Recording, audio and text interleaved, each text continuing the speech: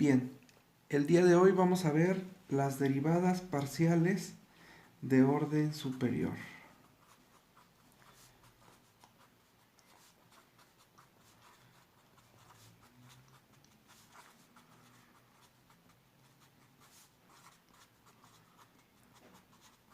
Para esto vamos a recordar que nosotros podemos tener funciones de varias variables. Vamos a empezar con una función de dos variables, que ya sabemos que la podemos llamar z. Una función con variable x y con variable y. La clase anterior vimos que la primera derivada de la función con respecto a x la podíamos llamar f de x como simplificación, o podríamos darles otras notaciones. También podríamos decirle f1. Entonces, para una segunda derivada parcial podríamos tener entonces, por ejemplo, f de x, que significa que voy a derivar con respecto a x a la función z que ya derivé con respecto a x. O también podría decir que es la segunda derivada parcial de z con respecto a x dos veces, ¿sí? Lo mismo pasa cuando saco la segunda derivada parcial con respecto a y.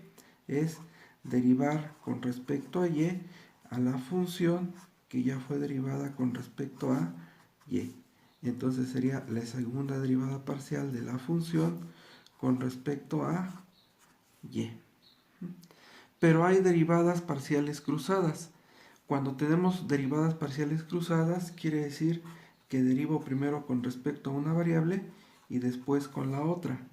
En la notación tenemos que es la derivada con respecto a y de la función que ya fue derivada primero con respecto a x.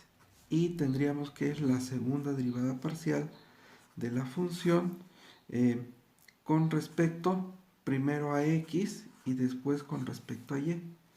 Si fuera la segunda derivada parcial de y con respecto a x, tendríamos que derivar a la función con respecto a x porque ya fue derivada con respecto a y. Es decir, la segunda derivada de la función con respecto primero a y después con respecto a x. Bien. En las derivadas parciales de orden superior existe un teorema que es el teorema de Clairaut, que dice que las derivadas parciales de una función son iguales, ¿sí? Es decir, la derivada parcial xy es igual a la derivada parcial yx. Para eso vamos a tener el siguiente ejemplo. Vamos a tener una función f de xt igual a t cuadrada e a la menos x. Vamos a derivar primero con respecto a x. Si derivo con respecto a x, t cuadrada es constante, entonces se queda. Y derivo a e a la menos x, que sería menos e a la menos x. Y esto es igual, ordenando, sería menos t cuadrada e a la menos x. Ahora, si obtengo una segunda derivada, ahora x de t, tendríamos entonces que t cuadrada es la variable y x es mi constante. Entonces la derivada de t cuadrada sería 2t. Y e a la menos x se queda porque es una constante. Ahora, la misma función la voy a derivar primero con respecto a t. Quiere decir que ahora t cuadrada es la que se va a derivar. La derivada de t cuadrada sería 2t. Y e a la x es constante. Entonces, ahí tendríamos la derivada de la función con respecto a t. Si derivo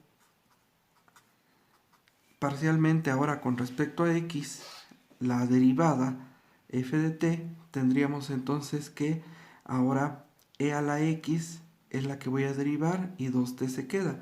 Entonces 2t es constante y la derivada de e a la menos x es menos e a la menos x. Acomodamos, simplificamos y nos queda que es menos 2t e a la menos x.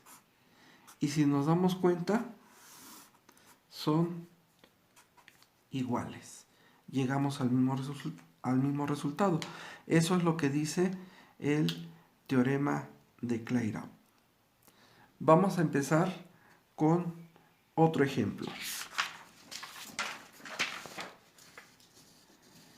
Vamos a tener la función f de x, y, z igual al seno de 3x más y, z.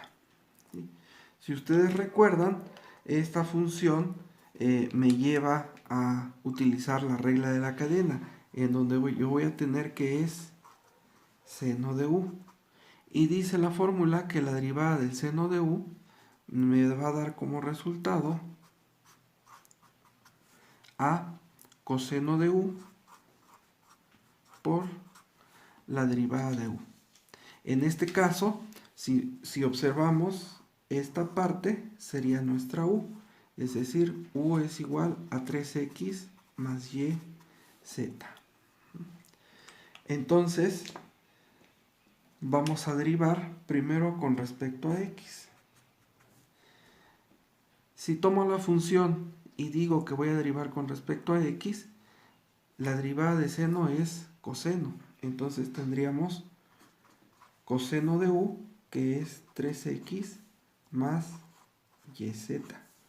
Pero ahora lo voy a multiplicar por la derivada de u, pero a u la voy a derivar con respecto a mi variable x. Entonces, si derivo a u con respecto a x, voy a tener que es solamente 3. Entonces, la derivada parcial con respecto a x será 3 coseno de 3x más y, z. Si derivo, por ejemplo, ahora con respecto a y, vuelvo a tener una función en donde tenemos 3 coseno de u. 3 coseno de u.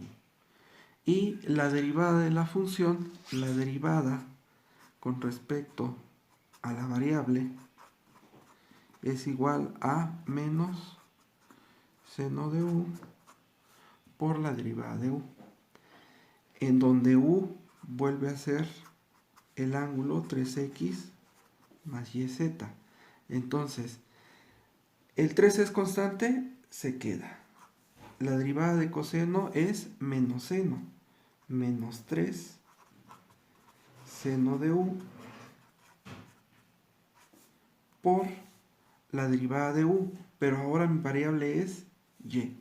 Entonces derivo a u con respecto a y. 3x se vuelve constante, su derivada es 0, y la derivada de yz me queda z. Entonces la multiplico por z. La ordenamos y nos quedaría menos 3z seno de 3x más y, z. Y así sucesivamente podemos seguir derivando con respecto a cualquiera de las 3 variables.